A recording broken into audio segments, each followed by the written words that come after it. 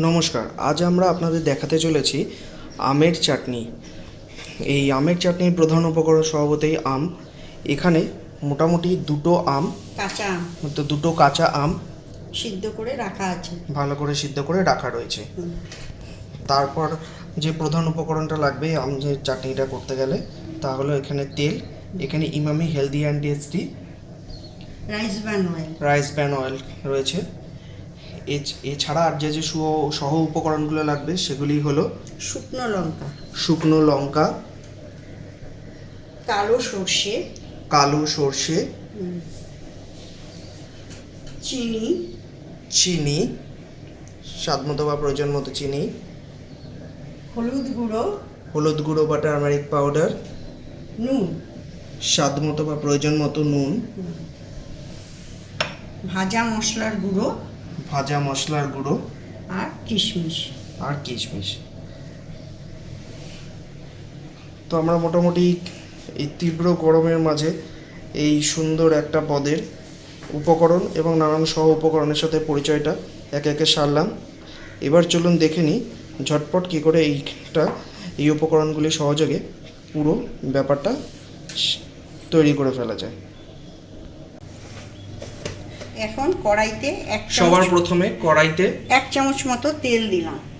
সবার প্রথমে গ্যাস জ্বালিয়ে 1 চামচ মতো তেল দেওয়া, সাদা তেল দেওয়া হলো এখানে।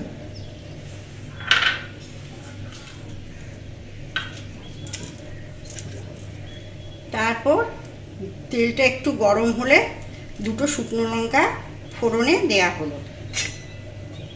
এরপর তেলটা যখন একটু গরম হয়ে আসবে তখন 2 শুকনো লঙ্কা বোটাটা ছিঁড়ে নিয়ে সেই তেলের উপর দেওয়া হলো। খেয়াল করুন।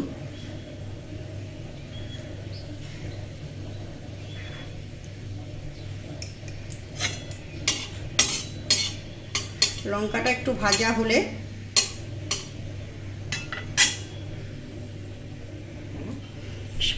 কালো সর্ষে ফোড়নে দিলাম।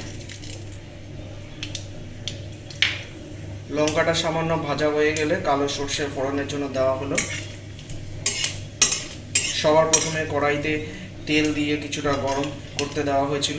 সেই তেলটা কিছুটা গরম হয়ে আসার পর এর মধ্যে লাল লঙ্কা 2 টুকরো বোটা ছাড়িয়ে দেওয়া হয়েছে।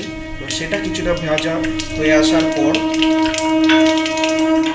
আমরা সর্ষে যোগ করেছি।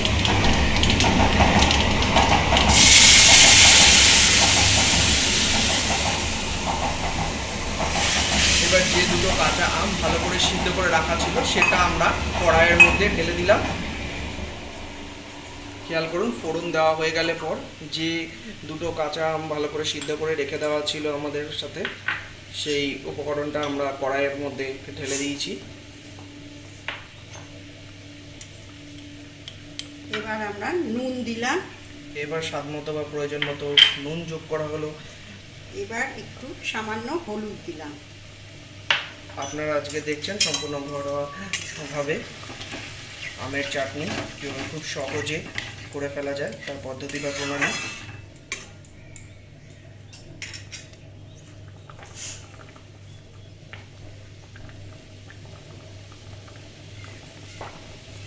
যারা আগে সব এবার চিনিটাও দিয়ে দিলাম।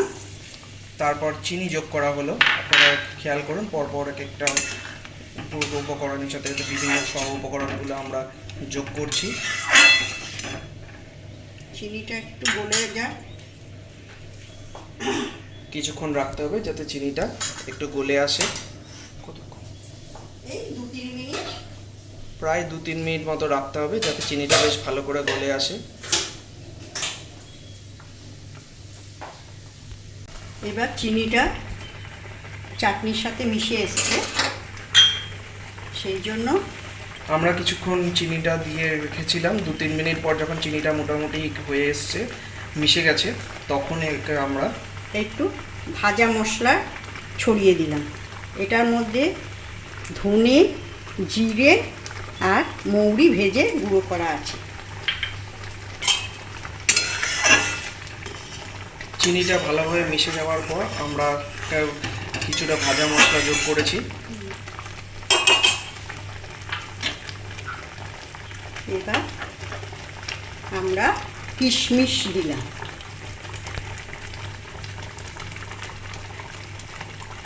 এবার আমাদের চাটনিটা রেডি হয়ে গেছে। আপনারা খেয়াল করুন আমাদের চাটনিটা প্রায় পুরো রেডি হয়ে আসছে। আচ্ছা, পুরো রান্নাটায় আমরা কীভাবে এক এক করে উপকরণগুলো যোগ করেছি সেটা যদি প্রথম থেকে শেষ আরেকবার একটু বলে দেন। প্রথমে আমি কড়াইতে 1 চামচ মতো তেল দিলাম।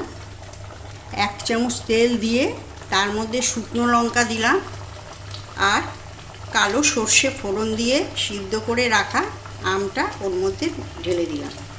তারপরে একটু নুন, হলুদ আর চিনি, স্বাদের জন্য একটু চিনি দিলাম। তারপরে চিনিটা একটু ভালো করে গলে আসলে আমি ভাজা মশলা আর কিশমিশ দিয়ে চাটনিটা করলাম। তাহলে আপনারা পুরোটা শুনে নিলেন, আপনারাও পুরো ভিডিওটা খুব ভালো করে দেখে নিন, নিজেরাও বাড়িতে বানান, দেখবেন খুব ভালো লাগবে।